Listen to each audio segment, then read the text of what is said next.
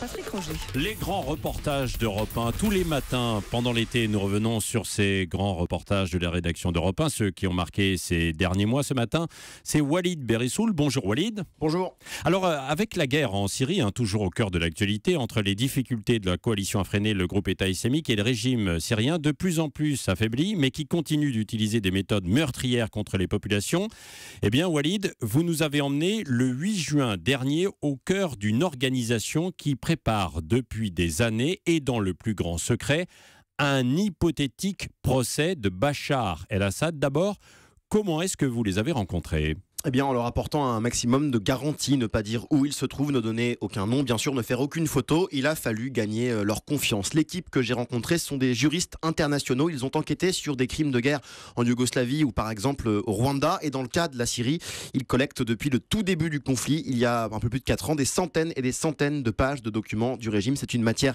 ultra sensible qu'il faut sécuriser au maximum, même ici en Europe, face aux pirates informatiques du régime de Damas ou à certains sympathisants djihadistes. Et ces preuves, ces archives criminelles du régime syrien, vous nous y avez emmené. C'était votre enquête le 8 juin dernier. C'est une équipe qui s'est installée dans une capitale européenne dont on taira le nom pour des raisons de sécurité. D'ailleurs, pour être plus sûr, ils déménagent tous les 6 mois.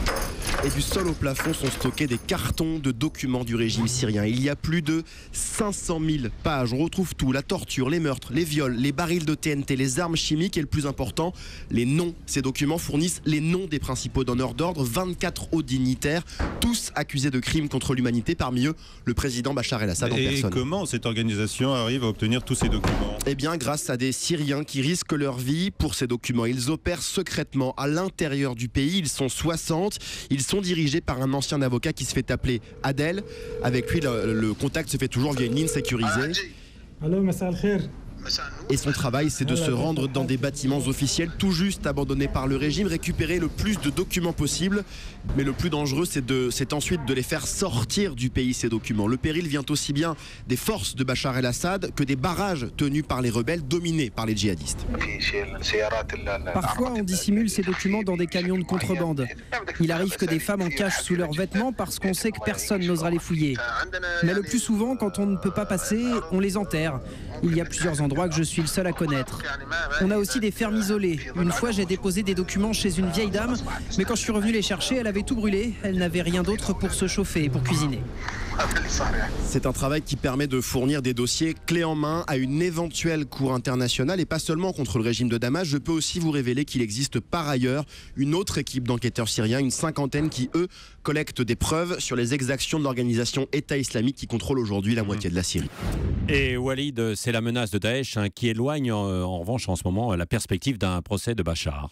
C'est vrai que le régime de Damas passe aujourd'hui un peu au second plan, voire même apparaît aux yeux de certains comme une sorte de mal nécessaire avec lequel il faudrait maintenant composer. On imagine donc assez mal un procès de Bachar el-Assad demain, procès qui serait de toute façon bloqué au Conseil de sécurité de l'ONU par le veto de son allié russe.